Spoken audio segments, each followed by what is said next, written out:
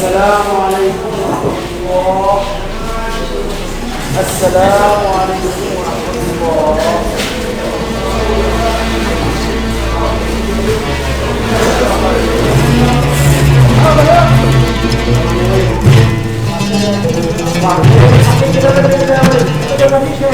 لا في انت برضه تصحى بدري. ده انت يوم ما تصحى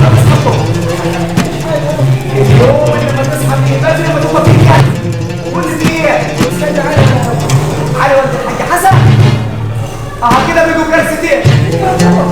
ولما يجمع ولد يوسف مع علي ولد الحاج حسن برضه هيعملوا انت يا صاحبي كل فيه ايه بتصحيهم كده على الصبح.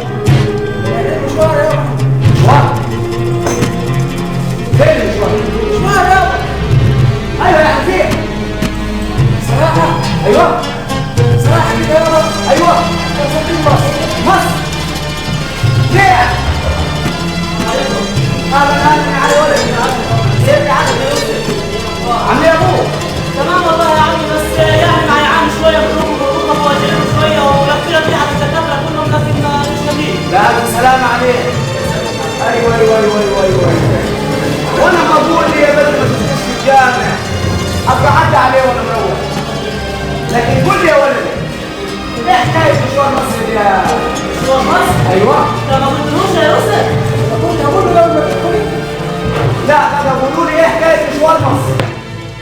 بص يا عم اتفضل يا ولدي. تسمع عن حاجه اسمها الفيسبوك؟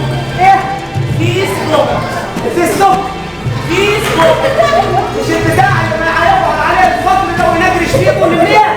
هو ده بالظبط. عارفه احنا يا عمي شغالين على الفيسبوك وعندنا مجموعه من الاصدقاء على الفيسبوك. ايوه عندنا مجموعه اصدقاء. ايوه الفيسبوك. ايوه ادعوا مظاهره كبيره. ايه ايوه يابا ظهر وايه دخلنا احنا في الحكايه دي؟ مثال التحرير كمان يابا. التحرير طبعا. ايوه طب كمان الحكايه دي والمظاهره دي هتكون يوم 25 يناير. 25 يعني بكره. ايوه يابا.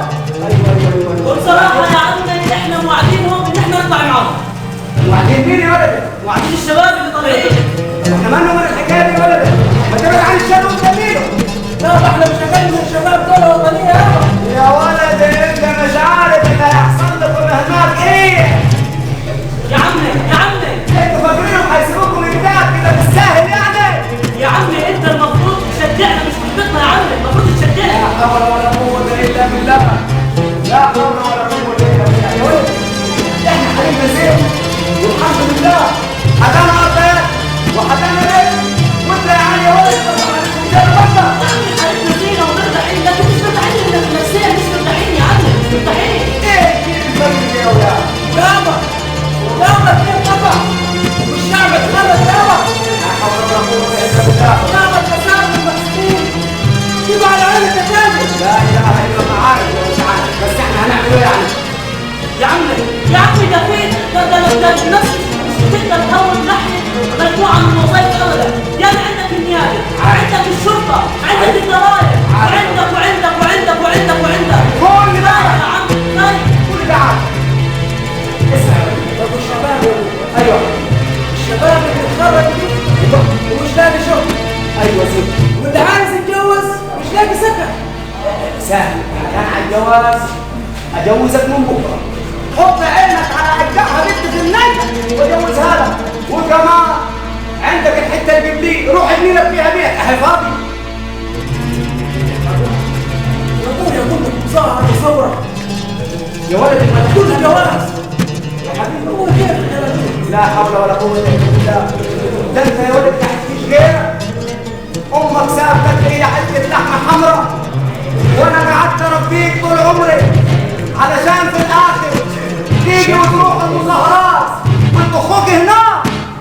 انا خايف عليك يا حبيبي. لا اله الا الله. مش فايده في العيال. يوسف تفتكر الثوره والدعوه اللي احنا عملناها هترجع؟ انا حاسس ان شاء الله. ان شاء الله يا الدعوه يوسف. دي ان شاء الله هتنجح ان شاء الله هترجع. والميدان ان شاء الله هو هيكون مليان على الاخر. الساعه 3 ترجع على العسل. انتوا بتحلموا. انتوا فاكرين يعني الشرطه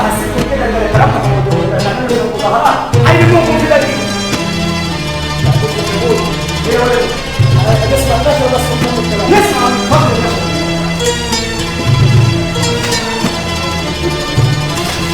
سيدات والسادة، أسعد الله صباحكم وأهلا بكم ونشرة أخبار التاسعة صباحا نستهلها بموجز لأهم الأنباء. صرح مصدر مسؤول من مجلس الشعب بأن انتخابات مجلس الشعب صحيحة 100% وأن المجلس سيد قراره. جاءنا في خبر عاجل أن هناك اجتماع عقد في مجلس الوزراء لبحث المشكلات التي تطرق إليها المجتمع المصري. يسعدنا أن نلتقي هاتفيا مع المتحدث الرسمي باسم الدكتور أحمد نظيف من داخل قاعة مجلس الوزراء. يا فندم، هل تسمعني؟ الو يا فندم، الو مش سامع. حضرتك وقت التلفزيون اسمعنا من المايك. نريد أن نقف على ما هي الحلول التي وقف إليها مجلس الوزراء الآن بخصوص المشاكل التي تؤرق المجتمع المصري. يا سيادة النائب ثواني، يا سيادة النائب ثواني، أنا على التلفزيون، أنا بيكلمني. يا فندم، ابنك هيتعين في النيابة خلاص. أيوة يا فندم، معاك يا فندم، مع حضرتك. يا فندم، احنا عايزين نعرف ايه الحلول اللي تعرض لها مجلس الوزراء بالنسبة يا سيدي حتة الأرض بتاعت الشرم خلاص وقلنا خلصناها. وأن هناك ألو أيوة يا فندم. يا فندم، ما هي الحلول التي يتم عرضها داخل مجلس الوزراء بخصوص مشكلات تؤرق المجتمع المصري؟ أنت حضرتك بتتكلم عن الاجتماع بتاع النهارده. أيوة يا فندم، احنا عرفنا أنه بحثتم أكثر من مشكلة تعاني منها الشعب المصري ووقفتم على حلول غير تقليدية كما ذكر مراسلنا هناك. بشرى لأهالي مصر المحروسة، إن شاء الله محروسة بوجود فخامة الرئيس وابنه المبجل جمال مبارك رئيس لجنة السياسات، وإن شاء الله على إيديهم هتتحل كل المشكلات إن شاء الله. إن شاء الله يا فندم. يا فندم، حضرتك نريد أن نعرف ما هي الحلول التي وقف عليها مجلس الوزراء اليوم بخصوص مشكلات مياه الشرب والصرف الصحي. أولاً مشكلة مياه الشرب دي مشكلة كبيرة جدا. بالفحص والبحث والتمحيص اتضح إن المشكلة دي ليها شقين. نمرة واحد، إن المية اللي إحنا بنشربها ملوثة. تمام. يعني إحنا بنشرب مية مجاري. الشعب المصري بيشرب مية مجاري. نمرة اتنين، إن المية بتقطع كل شوية، وده لتهالك الشبكة بتاعة مياه الشرب. إحنا بقى عملنا إيه؟ حلول غير تقليدية بالمرة. يعني حضرتك مش هتصدق اللي عمله الاجتماع النهارده. يا فندم خير، يعني عايزين نعرف الحلول دي عشان نضمن الشعب المصري اللي بيستمع الينا الان. طبعا احنا اتفقنا في الاجتماع اننا هنستورد مواسير ميه كبيره قوي وهنركبها رأسي بدلا من افقي. وبعدين المواسير هتسترقى ميه المطر. يعني كده قضينا على مشكله تلوث المياه. يا فندم، يعني اذا لا قدر الله ما نزلش المطر، يعني كيف يكون بقى في الحاله دي يبقى ربنا عايزهم يموتوا من العطش. احنا عن ذنبنا ايه؟ يعني هنقطع نفسنا مثلا؟ لا يا فندم، حضرتك ده حلول جذريه ممتازه. بالظبط. تمام يا فندم. طب مشكله اسكان الشباب يعني كيف تم التعامل معها؟ مشكله اسكان الشباب دي بالفحص والبحث والتمحيص اكتشفنا ان الشعب نفسه هو المشكله وهو السبب فيها. ازاي يا فندم يعني كل واحد يتجوز يخلف لي 10 هنسكنهم منين؟ طبعا. ومع ذلك لم نقف عند هذا الحد. تمام يا فندم. خلي الناس تسكت وخلي الناس تنبسط. احنا بقى اتفقنا في الاجتماع اننا هنجيب بطيخه كبيره قوي ونقطعها شقق نقطعها ايه؟ شقق. تمام. وندي كل شاب شقه وبكده تبقى حلينا المشكله. جميل يا فندم، جميل. حلول بصراحه حلول غير تقليديه. حلول غير تقليديه يا فندم، يعني هو ده اللي احنا كنا عايزينه من زمان. هذا هو الحل الذي كان ينتظره المجتمع المصري من القيادات. يا فندم، مشكله القمامه يا فندم، يعني اتمنى ان تكونوا توصلتم الى حلها مثل تلك المشاكل. مشكله القمامه برضه بالفحص والبحث والتمحيص اكتشفنا انها سببها اكياس الكاراتيه واكياس الشيبسي واكياس البسكويت اللي الناس بتاكل الكيس وترمي الكيس في الشارع. فعلا يا فندم. طبعا خلي الناس تنبسط. امال ايه؟ احنا دلوقتي الحزب ماشي على سياسه فكر جديد. تمام. احنا بقى اصدرنا قانون. القانون ده هيخلي الشوارع نظيفه خالص خالص خالص. جميل يا فندم. وحضرتك يعني ايه القانون ده؟ ببساطه شديده، ايوه يا فندم، احنا اصدرنا القانون. قلنا بدل ما الواحد ياكل الشيبسي ويرمي الكيس في الشارع، أيوة. هنخلي الناس كل واحد ياكل الشيبسي في كيسه. جميل يا فندم، جميل. اقتراح ممتاز يا فندم. يعني فعلا هذا هو الفكر الجديد الذي دعا اليه الحزب الوطني. طب حضرتك يا فندم بخصوص مشكله الغذاء، كيف تم التعامل معها؟ مشكله الغذاء دي بقى مشكله عالميه. بالفحص والبحث والتمحيص اكتشفنا انها مشكله عالميه. اكيد يا فندم. ومع ذلك لا جوع بعد اليوم في مصر. انتهينا تماما من مشكله الغذاء ومن مشكله الجوع. ازاي يا فندم؟ احنا بقى اتفقنا مع الوزارات المعنيه اننا هنفور دم المصريين، يموت نصهم والنص اللي ما عندوش دم هو بقى ايه اللي هيستمر معانا وينعم بالعيشه الكويسه وكله تمام والحمد لله. شكرا يا فندم، نشكر حضرتك يا فندم. وكما رايتم الساده المشاهدين هذه هي الحلول التي تعرض لها مجلس الوزراء. تابعونا ونوفيكم باهم الانباء فيما بعد. يا عم شوف هديك سمعت ابوي تاخد شغل ايه بقى اللي عايزينه ايه؟ شفت يا عم مش هيقدر روحه اتاري البلد ما شهديه. شفت يابا انا طول النهار والليل قاعد في ارضياتي وما مش عايز يابا بيستخدموا كل ازاي. لا يا ولدي لازم يتحط لها حل الموضوع ده كله. لا يا ولدي انا اشجعكم تروحوا وعليا قرار بالثلاث. لو انا صحتي فيا انا اول واحد اروح معاكم. بموت بموت بموت يا مصر، بموت يا مصر المتباعة، بموت يا مصر المنهوبة.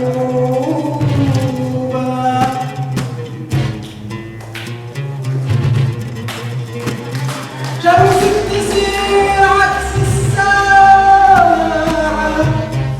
وعليك على العالم مقصودة. بموت يا مصر، بموت يا مصر، بموت يا مصر المتباعة، بموت يا مصر المنهوبة.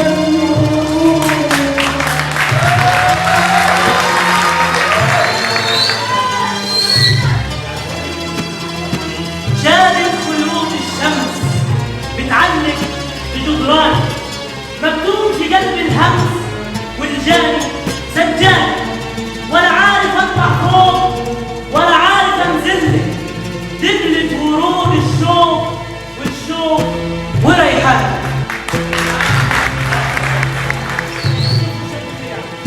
السلام يا علي ولدي. اقول لك يا علي طمنوني. دعواتك لينا يا راجل يا ان طيب، شاء الله منصورين. دعواتك لينا يا راجل ترجعوا يا طيب، وتقولنا بالسلامه. دعواتك لينا. مع السلامه يا ولدي. خلي بالك من نفسك يا ولدي، خلي بالك من نفسك ما يحبيش غيرك. ايوه يا حبيبي مسامحك يا ولدي، مسامحك يا ولدي والله مسامحك. مع الف سلامه. مع السلامه. مع السلامه.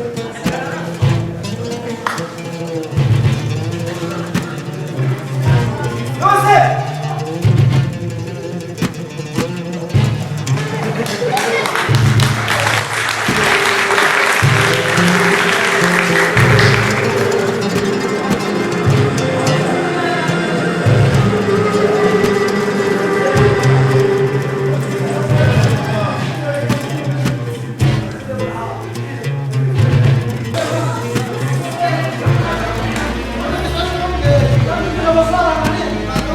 شوفوا بصارة مع العمدة ولا حاجة.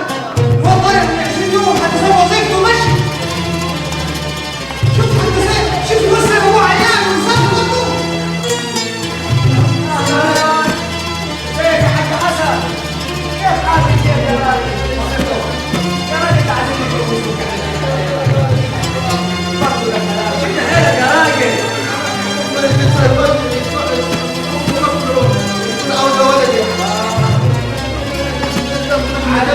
علي ويوسف راحوا مع بعض 20 يوم من هنا ولا حس ولا خبر. بدور على علي وانا كشفت عند الدكتور والدكتور لا لا قوة الا بالله. ما يا برضه اخويا انا 20 يوم ساب البيت ساب الوظيفة صح. عارف راح فيها. اتصل ولا عبرنا ولا عاد. اتصل ولا اتكلم. الله يخرب بيت العيش. العيال ما حساش المسؤولية ولا حاجة.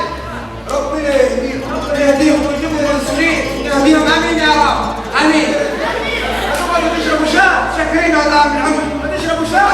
بالله عليك اشتغل لو اتصل عليك ما خدتنا برضه. انا منتظر برضه ان شاء الله.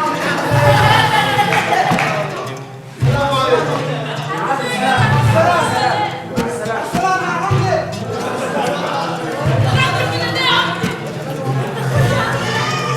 يوسف